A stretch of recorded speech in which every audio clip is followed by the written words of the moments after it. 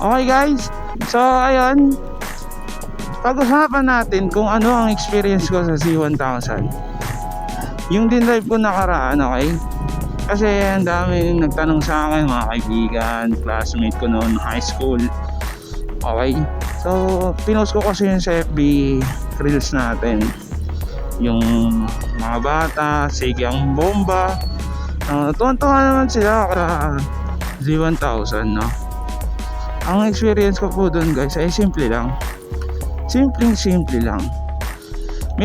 Meron siyang kabigatan, okay? Sobrang bigat niya. Pero para sa akin, yung saktong bigat lang talaga, literal.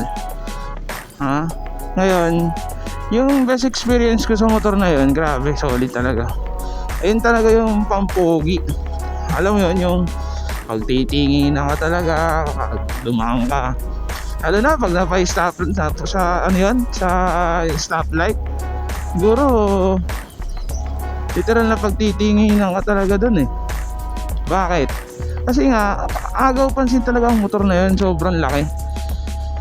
Actually yung laki niya, yung laki ng gulong, pati yung tag dito, yung makina niya nakalabas talaga.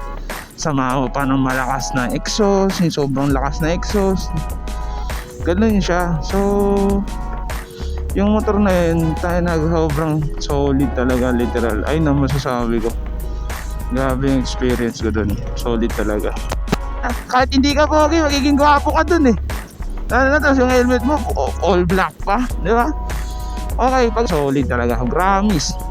Na dati putik na yan, napapanood ko lang yan kay Boss Reed.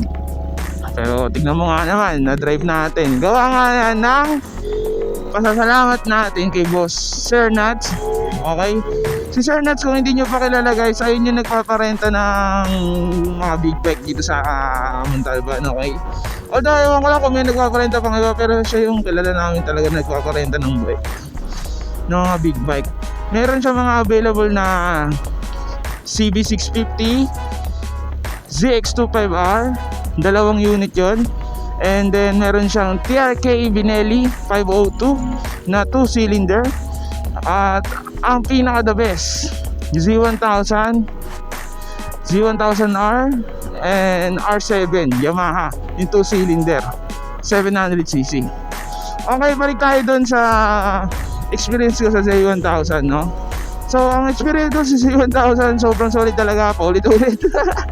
Pero grabe talaga yung Z1000, sobra. Binomba ko ng binomba yun dun sa may Riverside. Although dun sa De La Costa, nung naghanap kami ng BS1 ni Sir Dayton, dami natuwa talaga. Nakaparking lang kami, nagre-request, boss pwede mo pa bomba? Sabi ko sige, no problem. Pero nakakaya din kasi nga sobrang ingay nun, sobrang bulahaw. Parang nagagalit na kalabaw yung Z1000. Yung kabigatan niya, mararamdaman mo okay sa pag nakahinto ka, tapos siguro sa traffic, pag sisingit-singit, doon mo mararamdaman yung bigat ng Z1000. Okay? Sama mo pa ng init sa dalawang hita mo. So thankful ako kasi naka jeans ako, nakapantalon ako, kahit pa paano di ko siya dama. Pero sobrang init niya talaga guys, kung ibabase natin sa umiinit talaga yung makina niya. Sobrang init, lalo na pag nakahinto talaga sa traffic. Ayun yun. So pagdating naman sa comfort, okay, ang comfort ng Z1000 guys ay sobrang grabe, maskulado ka talaga tignan. Ang lakas ng responsive, although ibibigay niya talaga sa yung gusto mong lakas na motor. Ibibigay niya yung performance niya na hindi ka mapapahiya. Kaya na sinasabi nila hindi talaga pwede pang beginner yun. Ako, actually beginner din naman ako dyan pagdating sa ganyan. Ngayon, natuto lang ako actually, huli nga lang talaga ako natuto mag-declutch eh. Aminin ko yan guys, hindi po talaga ako marunong mag-clutch ng motor. Although natuto ako sa Barako, puro down lang yun, di ba? Okay, and nagkaroon na ng tropang meron LZ na 150, 1 down 5 up yun.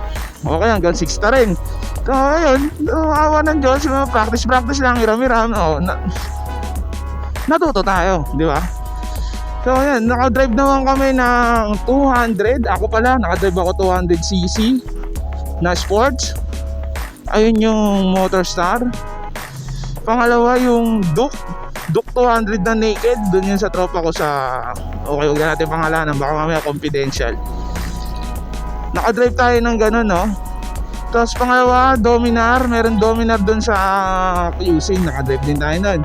Si kay Boss RK. Si Boss RK, thank you ha. So ayun, tapos pangalawa, ayun na, yung tinest drive namin yung mga motor ni Sir Nats. Yung 650cc na Honda, yung CB650R. Tinest drive namin yun. So ayun, hinatawa-tawa namin, kaso nga lang wala kaming helmet noon, pero goods lang naman. Ang sarap niyang i-drive. Kaya naman kami nakapag-test drive noon, gawa nga ng sinama kami sa photoshoot. In-invite kami ni Sir Nats, no? Kaya na-drive namin yun. Ang daming motor yan si Sir Nats na pinaparentahan. Puntahan nyo yung page nila guys, no? Ayun yung... doon sila nagpaparent ng mga bike. Kailangan nyo muna magpa-book kaya pa-schedule para ma-arkilan nyo yung big bikes nila. Okay? Sa mga beginner, pwede nyo i-test drive lahat ng 1000cc nila. Although G1000 lang naman yung 1000cc nila doon. Pero masarap i-drive yun, gawa nga ng hindi sila nakabase kung beginner ka o ano.